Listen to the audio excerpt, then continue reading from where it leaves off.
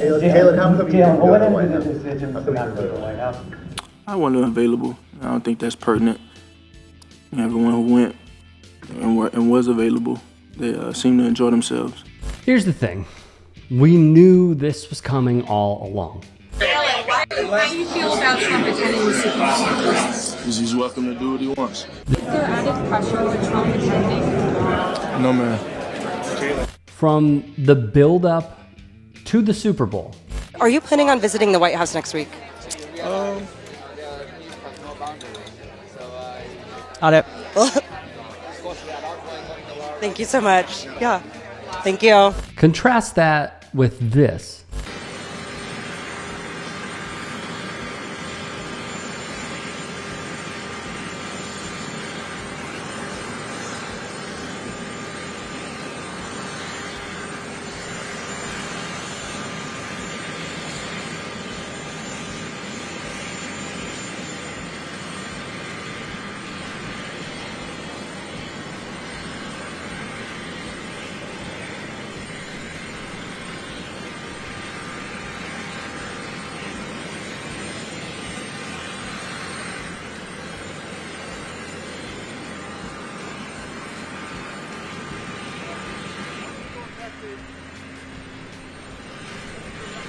What a nice guy he is. Starting running back Saquon Barkley, who not only escorted the president off, but sat right next to him after playing a round of golf at one of his properties. Well, Saquon would defend himself in a tweet, writing, LOL, some people are really upset because I played golfed and flew to the White House with the president. Maybe I just respect the office. Not a hard concept to understand. Just golfed with Obama not too long ago, and look forward to finishing my round with Trump. Now, you get out my mentions with all this politics and have amazing day. The White House would jump all over this moment, utilizing a prominent black athlete showing a level of support for the current POTUS as they retweeted a message they wish all Americans would abide by.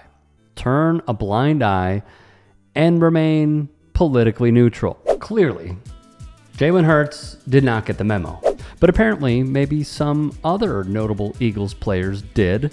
A.J. Brown, Devonta Smith, Jalen Carter, Jordan Davis, Brandon Graham, Nolan Smith, Zach Bond, Nakobe Dean, C.J. Gardner-Johnson, Darius Slay, and Quinyon Mitchell also did not attend, along with Jalen Hurts. What I think this shows is the differences in approach by two notable athletes, not even notable starters, that had tremendous impacts on a Super Bowl winning team and how they represent the Philadelphia Eagles and themselves.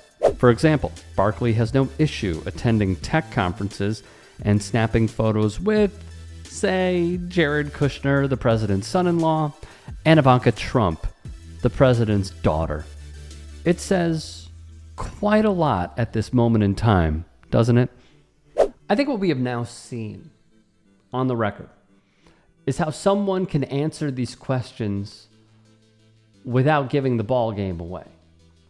And there are different approaches, because if one does remember, prior to the Super Bowl, Jalen Hurts was asked the same question as Patrick Mahomes on Donald Trump attending, along with Travis Kelce, and they gave really nice, long-winded answers. Jalen Hurts has a all-female team. He has shown what seems like, once again, it's routine for him to not give the media enough of what he's thinking. But if you can read between the lines, you can decipher how he truly feels about this administration. If this were someone, in my opinion, that he supported, he would have been there. Probably. We've seen Tom Brady go to different administrations and speak at the podium when the New England Patriots won the Super Bowl, for example. But what really gets me is not necessarily the reasons that some of these players decided not to go. I think it was C.J. Gardner-Johnson who went on Instagram Live and was like, yeah, I don't want to put a suit on, which is funny. It's funny. He says he's getting fat in the offseason, jokingly, of course. The team would crush him if that happened. What I am curious about, though, is A.J. Brown and Devontae Smith and Jalen Carter, because those are 3 star players who chose not to. Nonetheless, what gets me is Saquon's assessment that I just respect the office. And I said this in a previous piece, so allow me to just repeat myself once more. Why would you respect the office when that person doesn't respect it? When that person sees it as an opportunity, as being advantageous to further and deepen their bank accounts, business and personal, to use that chair behind the Oval, behind the Resolute desk in the Oval, to simply benefit themselves and their family. What I think is most troubling is this whole line of respecting the office, respect the office, respect the office.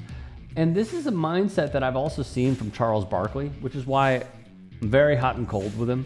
He said this when the Golden State Warriors chose not to attend during Donald Trump's first administration, his first go-round. I was flabbergasted. Because if you have seen how these players have conducted themselves, why would they want to lend a platform, especially in times like these, to an administration such as this that is rounding up people in this country, citizens, green card holders, protected status? Why would you want to say, yeah, I'm just going golfing with the guy? It's shocking to me. I cannot wrap my head around it.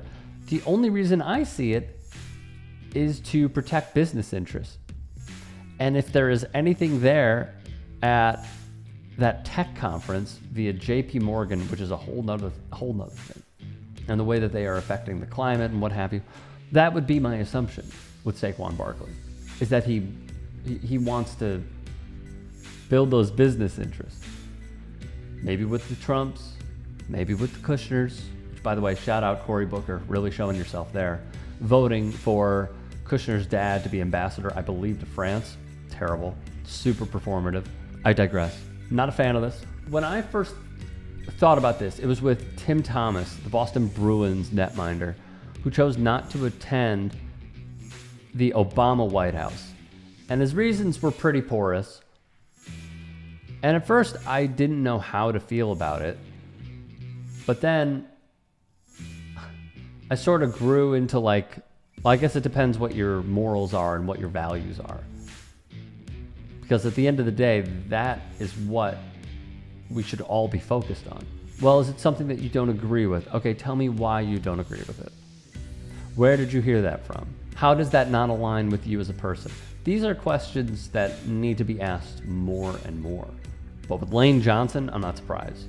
With Saquon, considering what he tweeted years ago about the George Floyd protests and how the protests are going to end at some point, but we really need serious change, to then go golfing with a guy who can create the change but won't, because we have seen the way that he has conducted himself, the policies that he wants to put forth, the executive orders he has signed, the way that he has attacked civil rights in this country, the way that he was raised by a guy who was arrested at a Klan rally, the way that it's been reported that he has Hitler's speeches by his bedside when he was growing up. Sorry, man. If that was me, wouldn't do it. But you know what? Saquon, whatever you want to do, go and do it. That is why, in closing, we should be praising Jalen Hurts for the way that he has gone about this. Hey, I appreciate you watching. Now, if you can, please do become a channel member by going to youtube.com/TYTsports and clicking the join button. If that's too much for you, you can just go to tyt.com/join to become a member. It helps all of us out here at the Young Turks and keeps our network afloat. In addition, you could follow me on my socials on Twitter, Instagram, and TikTok. Appreciate the love. Have a great day.